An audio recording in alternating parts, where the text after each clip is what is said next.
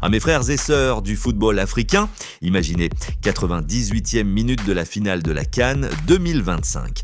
Le score est à égalité, un pénalty ultra controversé est sifflé contre le Sénégal. Le coach Pape Thiaw, rouge de colère, fait signe à ses joueurs et ils commencent à quitter le terrain.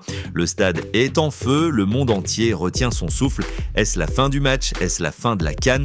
Non, les Lions reviennent, arrachent la victoire en prolongation et soulèvent le trophée. Mais aujourd'hui, on veut sanctionner l'homme qui a osé dire non à l'injustice. On veut suspendre Pape Thiaw. Est-ce qu'on vit dans quel monde? Bienvenue sur Foot Universel TV, la chaîne qui dit les choses sans filtre. Aujourd'hui, on parle du plus gros scandale de la CAN 2025. Pape Thiaw, héros ou coupable? Corruption à la CAF et à la FIFA. On va tout décortiquer avec les faits, rien que les faits. Accrochez-vous, ça va secouer. Si vous aimez le football vrai, abonnez-vous et activez la cloche tout de suite. Commençons par les faits bruts. Finale de la Coupe d'Afrique des Nations 2025, Sénégal contre Maroc. Un classique, une rivalité énorme, un stade bouillant. Le match est tendu, physique, magnifique. Score de parité jusqu'à la 98e minute. Là, l'arbitre siffle un penalty pour le Maroc, une décision que beaucoup, joueurs, supporters, observateurs, jugent extrêmement litigieuse. Pape Thiaw sur le banc explose. Il fait signe à ses joueurs de quitter le terrain. Sadio Mané, Edouard Mendy, Kalidou Koulibaly, tous commencent à marcher vers les vestiaires. Le monde du football est sous le choc, jamais on n'avait vu ça en finale de CAN, mais les Lions reviennent finalement sur la pelouse après intervention des officiels. Le pénalty est tiré, arrêté ou manqué. Les sources varient légèrement sur le détail et le Sénégal finit par l'emporter en prolongation grâce à un but héroïque de Pape Gueye. Le Sénégal est champion d'Afrique pour la deuxième fois consécutive. Joie immense, mais très vite, la polémique éclate. Quelques jours après, Pape Thiaw s'excuse officiellement. Il déclare « J'ai simplement essayé de protéger mes joueurs contre l'injustice. Ce que certains considèrent comme une violation des règles n'était qu'une réaction émotionnelle. Je présente mes excuses à la CAF, à la FIFA et à tous ceux qui ont été choqués. » Des excuses claires, sincères, mais la CAF ouvre quand même une procédure disciplinaire contre lui pour comportement antisportif.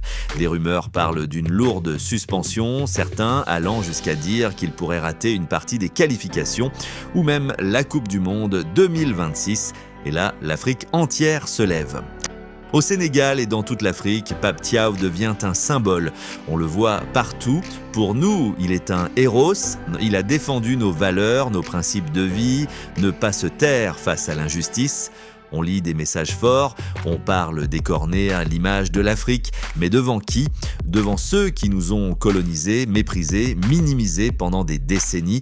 Et la phrase qui revient sans cesse, la FIFA c'est comme la CAF, c'est des corrompus, ils ne peuvent pas nous donner de leçons. Pourquoi une telle vague de soutien? Parce que beaucoup d'Africains en ont marre de voir des décisions arbitrales qui sentent le favoritisme, marre de voir la CAF accusée régulièrement de mauvaise gouvernance, marre de sentir que le football africain est traité comme un parent pauvre par la FIFA. Rappelez-vous, la CAF a déjà été secouée par des scandales, des enquêtes journalistiques, des sanctions FIFA contre d'anciens dirigeants, des arbitres accusés de partialité dans plusieurs CAN, des nations qui crient au complot à chaque élimination. Et là, Pape Thiaw a fait ce que personne n'osait, il a dit « stop » en direct devant des millions de téléspectateurs. Il a exposé au grand jour ce que beaucoup murmurent dans les salons. Il y a un problème de crédibilité dans la gouvernance du football africain et mondial. Est-ce que Pape Thiaw a raison à 100%? Non, personne ne dit que tout est truqué à chaque match. Le football reste un sport magnifique. Mais quand une décision en finale semble aussi litigieuse et que le coach réagit avec ses tripes pour protéger ses joueurs, peut-on vraiment le punir aussi sévèrement? Pape Gueye, le buteur décisif, l'a dit lui-même après le match. On était porté par le sentiment d'injustice, ça nous a donné encore plus de force. Même la Fédération sénégalaise de football, selon certaines sources proches, soutient discrètement l'action de Thiaw. Ils estiment que c'était la bonne réaction face à une situation anormale. Et pourtant, le Sénégal a gagné, le Sénégal est champion, le Sénégal a prouvé sa grandeur sur le terrain. Alors pourquoi vouloir punir l'homme qui a mené les Lions au titre? Parce qu'il a osé déranger, parce qu'il a osé rappeler que l'Afrique mérite mérite du respect. Mes amis, Pape Thiaw n'a pas seulement gagné une CAN, il a réveillé une conscience. Il a rappelé que nous, Africains, nous sommes champions, que personne ne peut nous enlever notre dignité, que nous ne baissons plus la tête devant l'injustice, qu'elle vienne d'où qu'elle vienne. Yaya Touré himself a soutenu ce genre de prise de position par le passé. Des anciens, des joueurs actuels, des supporters, tout le monde dit la même chose. Head up always. Quelles que soient les sanctions, nous resterons solidaires. Pape Thiaw a montré au monde que l'Afrique n'accepte plus d'être méprisée, que nos valeurs, courage, vérité, solidarité sont plus fortes que n'importe quelle sanction. Alors oui, la CAF doit faire respecter les règles. Oui, il y a eu des excuses. Mais punir lourdement un homme qui a défendu son équipe et tout un continent, ça, c'est l'injustice ultime.